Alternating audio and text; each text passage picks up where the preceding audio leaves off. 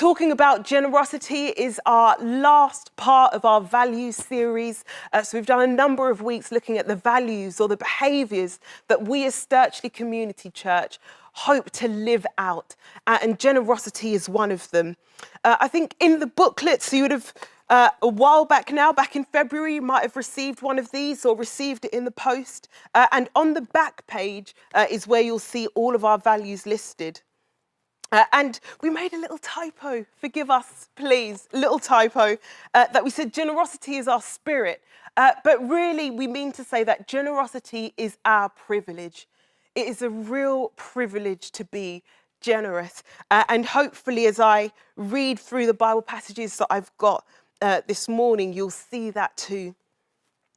I have been so blessed by generosity. We were sharing a few stories at the beginning of the service, and I'm sure some of you have got stories that you can share. And if you remember something as I'm speaking this morning, then please put it in the chat. It would be so encouraging to hear some of your story or your journey of experiencing and receiving generosity. Generosity is about helping others, about giving towards the needs of others. And as I was preparing this and sort of beginning and just chewing on some of the moments where I've experienced great generosity, I guess one that I'm living in right now is in the process of planning a wedding. So today we are 34 days away from sort of the day when we'll be getting married. And we have experienced so much generosity, whether it is from family members giving towards making the day happen, or friends who are professionals in different spheres, who work in sort of the wedding industry and are giving themselves or giving their time or giving their skills towards making the wedding happen. And to be totally honest with you, it is extremely humbling and quite overwhelming. That as much as I'm so excited to marry Pastor Matthew, I'm also feeling so blessed by the people that we have in our lives, the people who are surrounding us. And even here, part of Sturchley Community Church, many of you have asked, how can we help or what can we do? And it's been so encouraging and so inspiring to know that you're with us and to know that we're not doing this journey alone. We're reminded through various seasons of life, whether it is in planning a wedding or maybe there are other moments in life, that through somebody else's generosity, you're reminded that you're not on your own. I think this is one of the greatest gifts of generosity, that whether it's a monetary gift, whether it's through time or just energy being poured into you and your circumstances, it's a great way to remind us that we are not on our own. And this is sort of played out in a narrative that we find in 2 Corinthians chapter 8. It's the second letter that Paul wrote to the Corinthian church. And it's a great reminder to see how this church that Paul is talking about is not on their own. So I'm going to read from verses 1 to 15 and in the Message translation, which really helps to bring it to life. From verse 1, it says, "Now, friends, I want to report on the surprising and generous ways in which God is working in the churches in Macedonia province. Fierce troubles came down on the people of these churches, pushing them to the very limit. The trial exposed their true colours. They were incredibly happy, though desperately poor. The pressure triggered something totally unexpected, an outpouring of pure and generous gifts. I was there and I saw it for myself. They gave offerings of whatever they could, far more than what they could afford, pleading for the privilege of helping out in the relief of poor Christians. This was totally spontaneous, entirely their own idea, and caught us completely off guard. What explains it was that they had given themselves unreservedly to God and to us. The other giving simply flowed out of the purposes of God working in their lives. That's what prompted us to ask Titus to bring the relief offering to your attention, to the Corinthian church. so that what was so well begun could be finished up. You do so well in so many things. You trust God, you're articulate, you're insightful, you're passionate, you love us. Now, do your best in this too. I'm not trying to order you around against your will, but by bringing in the Macedonians' enthusiasm as a stimulus to your love, I'm hoping to bring the best out of you. You are familiar with the generosity of our Master, Jesus Christ. Rich as he was, he gave it all away for us. In one stroke, he became poor and we became rich. So here's what I think. The best you can do right now is to finish what you started last year and not let those good intentions grow stale. Your heart's been in the right place all along. You've got what it takes to finish it up, so go to it. Once the commitment is clear, you do what you can, not what you can't. The heart regulates the hands. This isn't so others can take it easy while you sweat it out. No, you're shoulder to shoulder with them all the way. Your surplus matches their deficit. Their surplus matches your deficit. In the end, you come out even.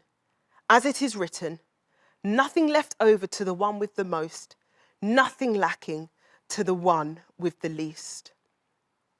There is so much in this Bible passage, this story of hearing of Paul being with the Macedonian church and seeing them go through a really difficult time. They don't describe what it is, but he says that it was an incredibly difficult time. But they came through it. Though they were desperately poor, they were incredibly happy and just pouring of themselves into a situation. And Paul now is inviting the Corinthian church, which has a reputation by the sounds of what he's saying, for being generous, for being loving, for being compassionate, and inviting them to serve the Macedonian church. For me, it reminds me of what we think of when it comes to missions or missionaries and serving nations around the world.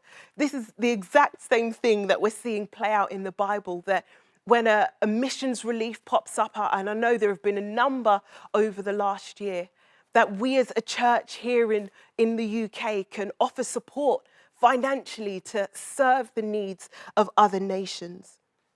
There is so much in this Bible passage, and I'm just going to draw on a few things now. The first thing is that each church played their part, or each church is playing their part.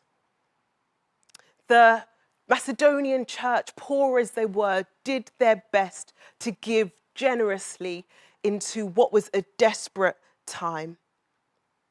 They didn't consider excuses or they didn't consider their lack when they saw a need, but they wanted to give. There was something in their hearts that motivated them to give relief to other Christians who were struggling at the time. And it reminds me of a mission trip that I did to Romania about 10 years ago now. So I was still at Bible college at the time, and so as a tutor group, we did a trip to Romania. And our tutor at the time was quite irregular in going to Romania, had built up some really good relationships with churches out there. And so on this particular trip, we were en route to a particular community group that were quite far out from the city. And our tutor began to describe that it's quite a poor community and that we might maybe struggle with some of the things that we might see. But despite that, they are a very generous community. And so if they offer you something, if they offer you something to eat, if they offer you something to drink, if they give you a gift, don't refuse them, you take it. And our tutor, as kind and friendly as he was very stern in telling us that when you meet these people from this church community, though you might see their poverty, you need to accept their generosity. And true to his word, when we got there, they were so receptive to us and so welcoming of us being there to serve them and to support them. But at the same time, they were so generous in what little they had to share that with us. And it was such a humbling experience, a humbling moment to not reject their generosity, but to receive that, to allow them to give to us. You see, the church in Romania weren't thinking of us, oh, they're from the UK, they must have everything that they need. They must not need us to give them anything for whatever reason. They simply saw us as followers of Jesus who had come to serve them. And so they wanted to honour us in that way and to give generously to us. They simply wanted to bless us for the time and energy that we were giving to them. And in this, we see a parallel with the Macedonian church, that though they were going through a difficult time, though maybe financially on the surface, we maybe would question their generosity and encourage them to keep it for themselves, that they probably needed it more than us. Actually, it inspired something in our hearts. It triggered something of recognizing that they, as followers of Jesus, had experienced the generosity of God, whatever that looked like for them as a community. And they wanted to share their love and appreciation with us.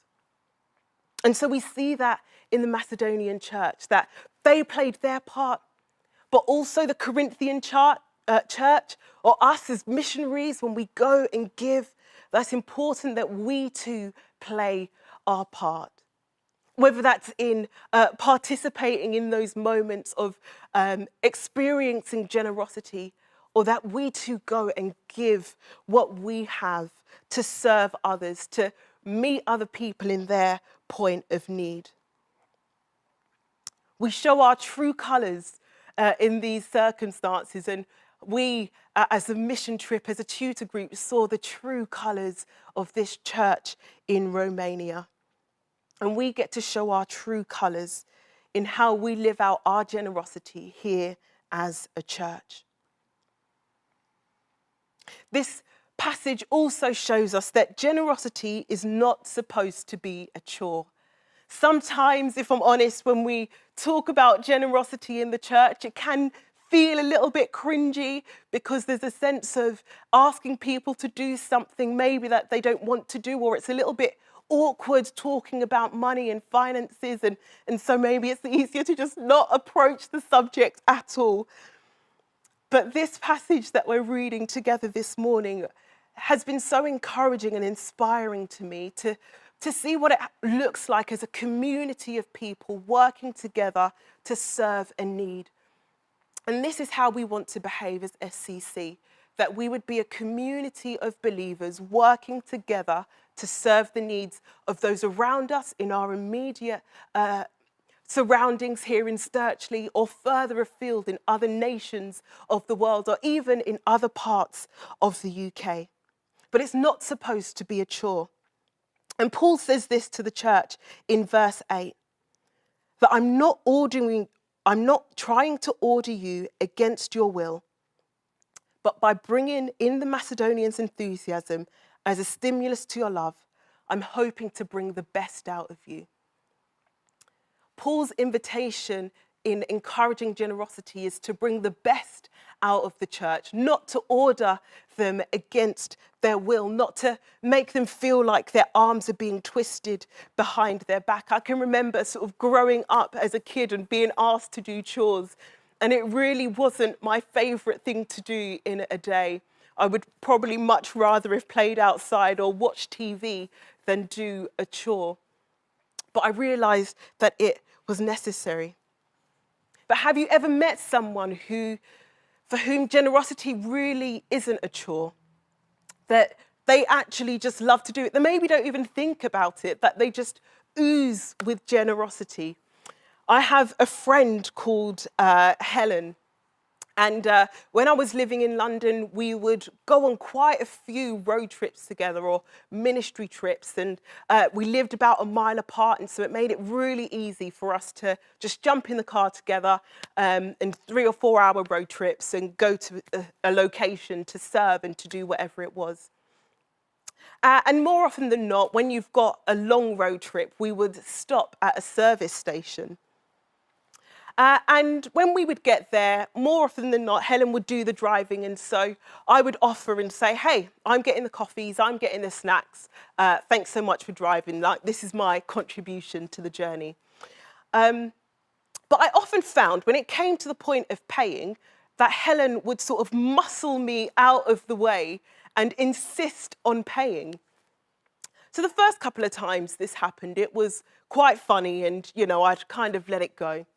But after a while, this became the pattern that we would do a road trip, Helen would drive, but she would also buy all of the refreshments along the way. It got to the point where before getting into the car, I would insist that it's my turn to buy the coffees, it's my turn to buy the refreshments. You do it every time we're together. And sometimes she'd sort of mumble something and be like, oh yeah, it's okay. Or sometimes she might accept, but then she may still muscle me out at the last moment, and she is much stronger than me. And so, or maybe I'm just weak and it was easy to muscle me out of those situations. But for me, when I think of not being ordered about to be generous, when I think about generosity not being a chore, I think of people like Helen who fight to be generous, that they love being generous, that it's their act of love or act of service to serve others in this way. It's never a chore, but it's a joy. And this is what Paul was asking or encouraging out of the church in Corinth, that he's trying to bring the best out of them. He's reminding them of things that they'd said or promised to do from a year ago. And where we are today, a year on from last year, or maybe we think 18 months back, maybe there are things that we had planned to do or things that we had planned to be through 2020 that maybe got shut down because of the virus, that got shut down because the whole of the UK and even the rest of the world was shut down. What are some of those things maybe that you'd promised to do in your journey of faith, or that you felt inspired to do in your journey of faith, that maybe got shut down or knocked off course for one reason or another, that maybe today you can revive? Maybe it was to go and do something for someone, and maybe you have to adjust the way that you go about doing that thing. But maybe we can rekindle some of that, just as Paul is trying to rekindle that in the life of the Corinthian church, that there are things that they'd wanted to do that now they have the opportunity to do. Generosity doesn't have to be a chore. Serving Jesus doesn't have to be a chore. It shouldn't be the thing that we sort of drag our heels to do because we don't want to, or we have other things that are maybe more interesting for us to do. Paul is inviting the church to partner with their hearts and their hands to serving the church and serving the world around them. Another thing that jumps out from this passage is that generosity is willingness to do what you can. It's a willingness to do what you can. He says this in verse 14, that the best thing you can do right now is to finish what you started last year and not let those good intentions grow stale. You've got what it takes to finish it up, so go to it. And it's this part in particular. Once the commitment is clear, you do what you can, not what you can't.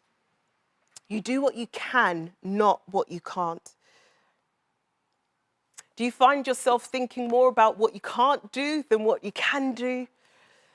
Because here Paul is highlighting or putting an emphasis on doing what we can. What is it that we can do in this season? What is it that we can do with where we are right now? Don't think about what we can't do, or don't place an emphasis on that, but place an emphasis on what we can do right now. The Corinthian church had a track record of generosity. And so he's inviting them or reminding them of what it is that they can do. I was part of a choir a few years ago that we would sort of rehearse for sort of 7 weeks solid and then do performances through the summer. And the choir leader would often say, I can't is not in your vocabulary. And the reason why he would say this is because when he asked us to do something, whether it was to sing a solo or to sing a harmony or to maybe do something that pushes our vocal range, before we'd even tried, we would say, oh, no, I can't do that. I can't. And he got to a point where he was so frustrated with the limitations that we were putting on ourselves that he came up with this phrase that I can't is not a part of our vocabulary. Get it out of here. It can't be part of our vocabulary. And in this, with the Corinthian church, with Paul encouraging the church towards what they can do, there's a sense in which Paul knew the church. He knew what they could do. He knew what they were capable of. And so he didn't want to hear about what they can't do. And I want to encourage you today in what it is that you can do, in being generous, in serving the church, in reaching out to those around you, that God knows your capacity. God knows what it is that you are able to do. And he doesn't want to put limits on your capacity. We are the ones who put limits on our own capacity. And just going back to that choir analogy from years ago, I can remember that in those moments when we adjusted our mindset, the finished product was absolutely incredible. It totally blew us away. And what we thought we couldn't do, actually we could. That with time and with patience and preparation and organisation, actually we were able to do what we couldn't. And maybe that's going to be some of our journey in being generous. That actually maybe it's that we prepare ourselves. Maybe it's that we put something aside every month or every day so that when an offering does come, when a moment does come for us to be able to give, we can give what we can and not what we can't. We want to be a church who give what we can when the opportunity comes. And finally, the reason why generosity is so important for our journey of faith and is so important for us is because we see the greatest example of generosity in God. Matt opened the service and alluded to the verse that God so loved the world that he gave his one and only son. And Jesus coming to the world, to the earth, to die on a cross is the greatest act of generosity that we as followers of Jesus will ever know. He puts it like this.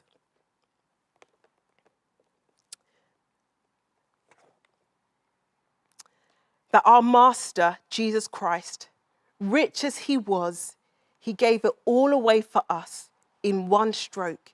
He became poor and we became rich.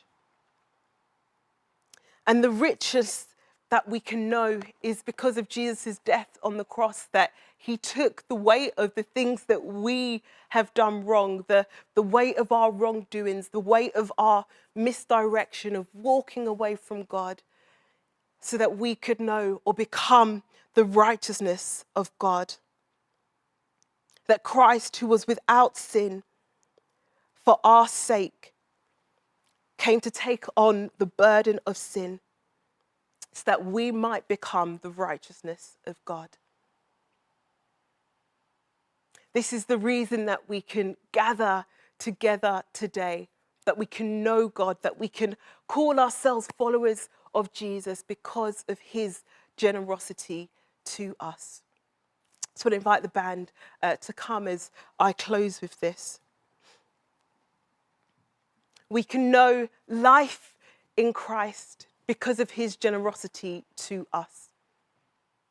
And the appropriate response of Jesus freely giving up our lives is that we give our lives back to him. And one of the ways that we do that, or one of the ways that we reflect him, is through our generosity.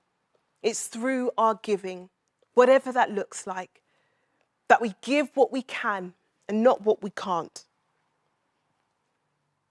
that we live a life of generosity, not as a chore, but because we want to, because we recognize the difference that Jesus has made in our lives, and we want to help and serve the world around us. And we give because we want to be a church who plays our part, whatever that looks like, that we as Sturchley Community Church will play our part in serving the church and serving the world around us.